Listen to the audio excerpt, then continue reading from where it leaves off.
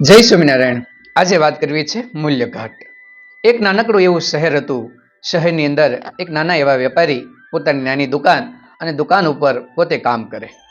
એ દુકાને 3-4 યુવાનો આવ્યા અને આવીને કહ્યું કે કાકા અમને આ કેમેરાના સેલ આપો ને। તરત દુકાનદારે સેલ કાઢી આપ્યા। સેલ આપ્યા એટલે યુવાનોએ 50 રૂપિયાની નોટ આપી। કાકાએ સેલના 10 રૂપિયા વાળી લીધા અને 90 રૂપિયા પાછા આપ્યા। કાકા ભૂલી ગયા કે 50ની નોટ હતી કે 100ની નોટ હતી। યુવાનો જોતા રહી ગયા। કાકા છેતરાઈ ગયા। એકબીજા સામે આંખ પટપટાવી અને એ 90 રૂપિયા લઈ યુવાનો ચાલતા થયા। તે સમયે કાકાએ બૂમ પાડી, એલા છોકરાઓ આ લેતા જાઓ। એ સાંભળતા જ એમને થયું કે લે કાકાને ખબર પડી ગઈ કે આપણે 50 રૂપિયા આપ્યા હતા। આથી યુવાનો ઉતાવળે પગે ભાગ્યા કે ઝડપથી ટ્રેનમાં ચડી જઈએ અને નીકળી જઈએ। એ સમયે ટ્રેનની વિસલ વાગી ગઈ હતી। યુવાનો દોડી અને ટ્રેનમાં ચડી ગયા। આ બાજુ પેલા કાકા દુકાનદાર ખૂબ ઝડપથી દોડ્યા, પરસેવે રેબઝેબ થઈ ગયા અને દોડીને એ ટ્રેનના ડબ્બામાં ચડી ગયા।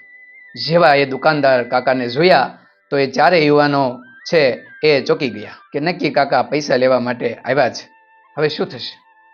એ સમયે કાકાએ કહ્યું, અરે ગાંડાઓ, એટલા બધા દોડીને ચડી ગયા, મારે તમારી પાછળ આવવું પડે। તમે સેલ તો લીધો પરંતુ તમારો કિંમતી કેમેરો મારી દુકાનમાં ભૂલી ગયા। લો આ તમારો કેમેરો। 5000નો એક કેમેરો કાકા દોડી અને પરસેવે રેબઝેબ થઈ અને દેવા આવ્યા હતા। આટલું જોઈ પેલા ચારેય યુવાનોની આંખમાં આંસુ આવી ગયા, રડી પડ્યા। અરે કાકા અમને માફ કરી દો, અમે તમને 50 રૂપિયા આપ્યા હતા પરંતુ તમે 100ની નોટ માની અને અમને 90 રૂપિયા પાછા આપ્યા। લો આ તમારા 50 રૂપિયા। ત્યારે પેલા દુકાનદારે કીધું, એલા છોકરાઓ તમે તો કોઈ ખાનદાન પરિવારના દીકરાઓ લાગો છો, ખૂબ સંસ્કારી અને ભણેલા છો।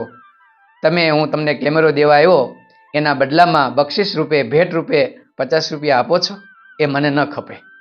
એમ કહી કાકા ઉતાવળામાં જ એ ટ્રેનમાંથી ઉતરી ગયા।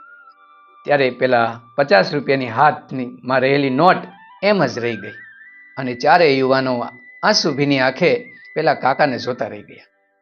ખરેખર આપણે એને છેતરી ગયા કે આપણી કંઈક મૂલ્ય આપણા ઘટ્યા, કે આપણા વડીલોના સંસ્કારો કંઈક ઘટ્યા, કે આપણે એના 50 રૂપિયા લઈને વહી આવ્યા? ભીની આંખે એ યુવાનો જોતા જ રહી ગયા। આપણે ભણ્યા ખરા પણ હજી મૂલ્ય આપણામાં ઘટે છે એવું કંઈક લાગી રહ્યું છે। કાકા પરસેવે રેબઝેબ થતા પોતાની દુકાને જઈને પોતાના કામમાં લાગી ગયા। આમ ઘણી વખત શિક્ષણ કરતાંય પણ મૂલ્ય આગળ વધી જતું હોય છે। ભલે થોડુંક ઓછું આવે, ભલે ટકા ઓછા આવે, પરંતુ જીવનરૂપી મૂલ્ય, જીવનરૂપી કૌશલ્યના જો પૂરા ટકા આવે ને તો આપણું જીવન સફળ થઈ જાય।